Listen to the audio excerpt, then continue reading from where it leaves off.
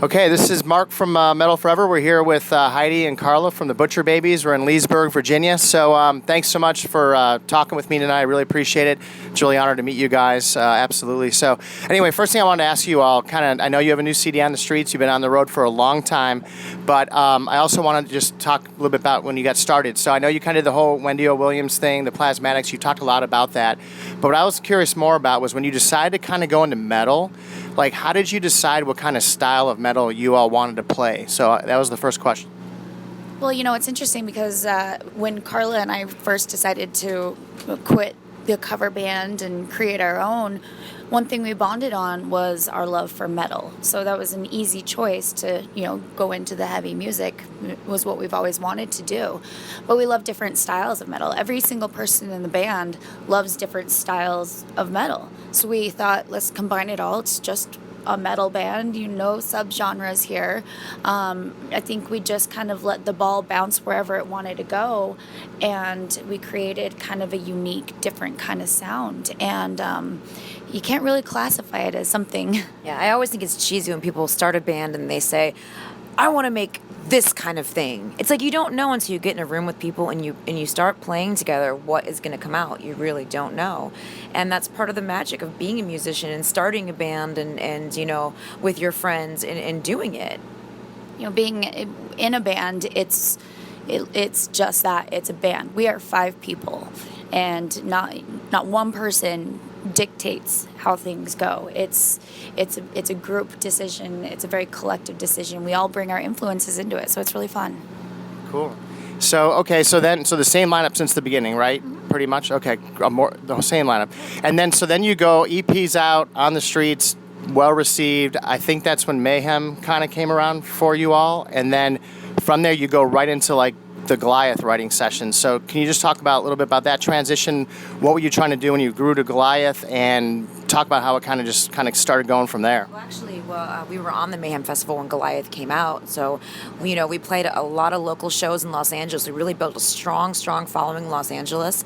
And then we scored our first tour with OTEP, which was really cool for us. And then we got Marilyn Manson tour, which was even cooler. And it was during that time that we really spent a lot of time, writing Goliath. And so we were on Mayhem for about a week when Goliath came out. And the cool thing about that was that, there was the crowds. They knew who we were, but as soon as Goliath dropped, the audiences were singing along to the songs we were playing. And I think that was the first time we really experienced, that. And it was just an amazing feeling. Yeah, in the writing of Goliath, we had been writing our whole lives, and so we really had a lot to say, and we had a lot to put on that album. And we also had a lot to prove at that time too. We had a lot to, people were like, 2 girls in a band, we had 2 girls in metal, you don't belong. So we kind of did have a lot to prove and go out there and prove, we can sing, we can scream, the band can play. It is a unit that works well together. It's a machine, and we definitely showed that with Goliath. Cool. Okay, this is not meant to be like a critical thing, so don't take it that way or a negative, but do you think the production was like a little different on Goliath? Because that's when you went to a bigger label, correct? So production-wise, how would you compare the two? Between the EP and Goliath? Oh, well, we did, with the EP, we worked with Mudrock, who was, a big-time producer, and, he worked with Avenged Sevenfold and Godsmack and, a bunch of different bands, and we worked with him on that, so it was great. The production is going to be different with any producer you go to, regardless of label involved or not. We didn't produce it ourselves. We tried that once upon a time before we released the EP, and it didn't really work out. So we saw the value in having a producer. A producer is like a 6th member of your band. When you bring a producer in, you trust them with your babies. And Josh Wilbur, who produced Goliath, did an incredible job. He came in with some ideas, and we collaborated on some ideas, and it was great. But we also grew a lot between the recording of the EP, as musicians, and then from even from Goliath to now, we have all grown. So there's difference there, but that's what happens when you're a band for a certain number of years and you go on tour and you work your asses off. Okay. And then one last question. We'll get to the new stuff because I know that's what we're here to talk about mostly. But Uncensored comes out. You did a bunch of covers, I guess. Cool. It seemed like it came out, relatively soon, after Goliath. And was that just something meant to like carry everybody over and while you were still recording, or just what was the idea on that one? Well, Uncovered for us was something that we had always kind of wanted to do. It was showcase some, not really unpopular, but unknown now kind of songs that influenced us as kids, influenced us to be the musicians we are today. And between Goliath and Take It Like a Man, it was over 2 years, and we've been on the road for pretty much that entire 2-year span. So we didn't have a lot of time to write the next record. So we did want to put something else out, something in between the albums, and it's something we will do again because it's a lot of fun and it's very, it lets our fan base see kind of into our backgrounds a little bit. Was that video shot at your place? It was. The video was shot in my backyard. We also shot the cover for our new album, Take It Like a Man, in my backyard. So I have a very versatile backyard. It's been featured in many films and movies. Should be on The Walking Dead maybe too, right? All right, so here we go, new stuff. Okay, so I've read and seen interviews where you talk about the fans wanting something a little more brutal, something a little more like moshy, intense. So obviously you did that because some tracks are probably the heaviest stuff you've ever written, but then there's the melodic stuff too, which me as old school kind of metal dude, I like that stuff a little bit better. Describe for me what the intent, like what you're going for at this new CD. Let's talk about the brutal stuff first because I then want to talk about the melodic stuff as well. We started off as a very thrashy, aggressive metal band. That you can hear the very first song we ever wrote together on that album, on the new album. It's called Blonde Girls Will Look the Same. That was, the very first song we ever wrote. We always intended to be a very aggressive band. I think on Goliath we got a little bit more melodic because it called for it, and we had a lot to say. That album was very emotional. But with this album, we wanted to go back to our roots and do more aggressive songs again, because also after touring for so long, we realized that that's what the crowd also wants to hear. We love performing it, and then the crowd gets into it, when we play the more aggressive stuff. But then on the flip side, there's some of the most melodic stuff that we've ever done on this album, which is really cool. It's fun because with the heavier stuff, it gives our live show a lot more versatility. Is that a word? It's more diverse. With Goliath, we had very few songs that we could play that would ignite the crowd. We played a lot of stuff of our old stuff off the EP because our live show is a big party, and especially when it's festivals or you're on tour with someone else and you have 45 minutes, you want to get in there, wham bam, thank you ma'am. And so when in writing Take It Like a Man, we wanted to bring some of that element back, so it is again like the stage party that we normally have. Speaking of your fans, who do you think your fans are? Who do you see showing up at your shows? I've been to Mayhem. I've seen you in smaller clubs like Empire here in Virginia. I've seen you at Rock on the Range. So, who is it? Is there a general term, or is it kind of everybody, all ages? We're very lucky. We don't have one person you could point out and say that's our fan base. We have young girls, young boys, 9-year-olds, 10-year-olds, 13-year-olds with their parents, older women, older men, blue collar people, corporate. It's literally probably the most vast audience that I've ever seen, honestly. We do not have a target market. So when you sit back and you think about who are we trying to speak to, we're trying to speak to everyone. There's no target market. And our shows and over the years, it's proved that. You'll see young girls in the front just screaming their hearts out, and then you'll see men in the front screaming their hearts out, and it's just, or even all the older women and older than us or our age, and it is really incredible to see that. I definitely didn't expect it, but we are so grateful for that. Cool. And just a couple more because I know it's a show night for you all. But Carla, I'm going to say this because I knew you could do it. And I probably tweeted you at one time. Not that you ever did this because of tweets you see. But, okay, you did a whole track, clean, no screaming. I know, Hedi, you're the screamer on your bio and things. Can you talk about that song, please, and what prompted you to do it? And do you think there's more to come? And, Hedi, I know you could do it, too. What song? Come on, the ballad. Oh, you're talking about Thrown Away?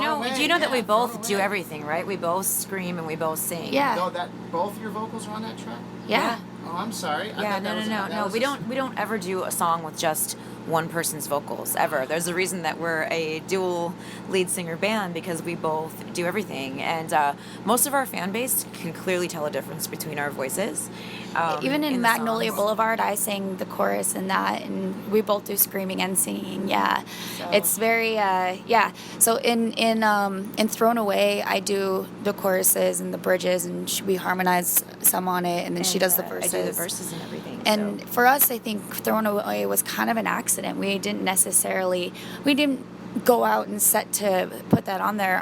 The boys had written this beautiful music, and we sat with it for a little bit and decided that we both had something to say, which was in fact the same thing we had written separately for it, and then we put it together, and it was about the exact same thing. It's a beautiful song about the feelings of alienation that you feel on the road. On Goliath, as Heidi said, we had our whole lives to write that album. It was full of feelings that we've had growing up, and this album we had some new experiences to write about, and like I said, one of those was being on the road and feeling lonely and feeling very detached, and away from your family and friends and everything you love, and just being out here, and like I said, the feelings of alienation that people may not realize that musicians feel. So it's a very special song for us. And we will be playing it tonight.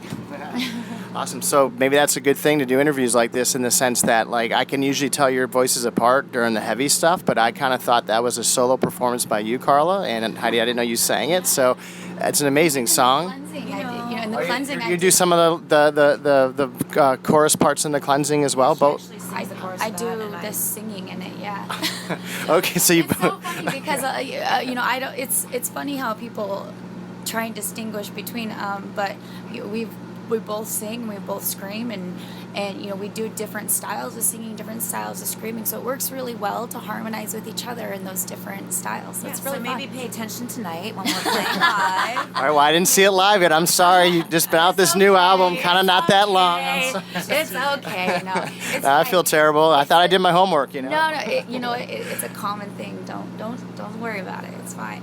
Okay, but do you think there's ever like a solo performance in the future? Like, no, okay, I hate to use the band Kiss, but whatever. They do Gene will sing and different. Is that gonna like ever happen, or you think no way? Like it's just harmonizing, you guys feed off. I think we work really well together, and it's this is why we do it together. Yeah. Is to do these songs together, and I think if we ever did a solo thing, it wouldn't be Butcher Babies. Yeah. So.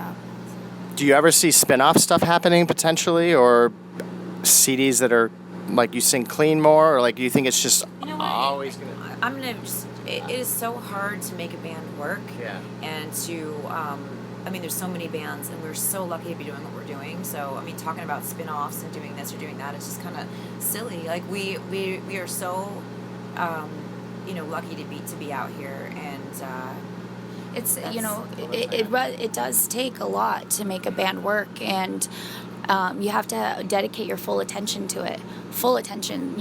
If some of us went out to do some sort of side project, it would only deter from the main goal here. At this stage in our career, we haven't been a band for 20 years, and we don't have time to go out and do other projects. Like, it literally takes every second of our day right now to keep this train going. So that's what we're concentrating on right now. It's been 6 years, so we feel really lucky to, have our hard work show off, and we'll continue it as this until they make us stop.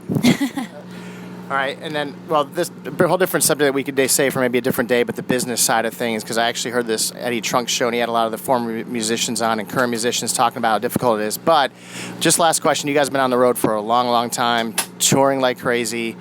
Can you keep the pace? Can you keep the pace? Absolutely. We've sacrificed everything in our lives to be here. Family, relationships, houses, everything. And if we couldn't keep that pace, then that would have shown already. I think that most bands fail within the first couple of years because they break under the pressure of touring. We know many bands that have just fallen under the pressure. So we've been through the hardest parts already. It should only get better from here. It's definitely been a wild ride, and we have learned so much over the past 6 years as a band, 4 years as touring, and we've learned about each other and learned about the business side of everything, and we have a hand in it all. We have a hand in everything. We started this as a group, and it'll maintain that way. I majored in marketing and advertising, so business side is easy, and there is a lot to cater to and a lot of things that go on and that people really don't see, but it is true. It is very taxing, and that's why we said it is a 24-hour job, and we love it. We wouldn't trade it for anything in the world. We wouldn't. Awesome. So anyway, I just want to say thank you. I'm huge fans of your alls. I've listened to your interviews, seen you live a bunch of times. So I'm rooting for you all. I'm huge, wishing you guys much success. Final parting words for the fans that hopefully will hear this interview as we do it on social media land. Just anything else you want people to know or reinforce. It's last one. Metal Forever has been with us forever. So thank you so much, and thank you for people who have taken this wild ride with us for the past 6 years, and we can't wait to see what the next 6 years have to offer. Yeah, thank you guys so much, and we're out on the road for the next 2 months in the States, so check our tour dates, and please come see us. Awesome. Thank you, guys. Have a great show tonight. Appreciate it. Thank you. Thank you. Awesome. Make sure I turn on. I think I got it. Hope I got it. One of these days I'll upgrade the equipment, but At Leesburg just as well. yeah, the audio. It's pretty.